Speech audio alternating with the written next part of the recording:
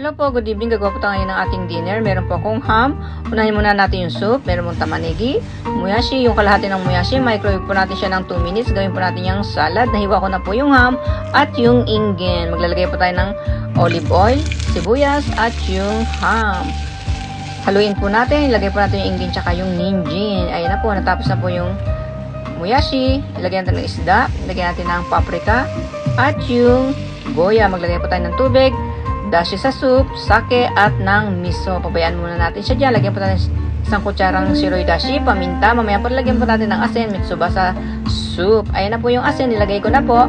At tinanggal lang po natin yung tubig, toyo, suka, at yung sato. Lalagyan po natin siya ng karashi at ng sesame seed na durog.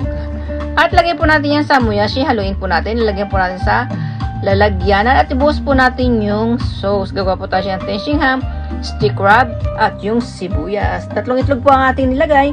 Haluin po natin. Gagawa rin po tayo ng soup niya, tubig, at torigara, toyo, oyster sauce, at luya. Lalagyan din po natin mamaya ng katakuriko. Meron po akong salad. Malagay po tayo ng konting asin sa itlog at piprito na rin po natin. Ayan na po. Naiprito na yung itlog at po yung katakuriko. Maglagay po tayo ng kanin sa ating lalagyanan at ilalagay natin yung ating ginawang sauce. Ito na po siya. Maraming po salamat. God bless. Bye-bye. Itadakimasu.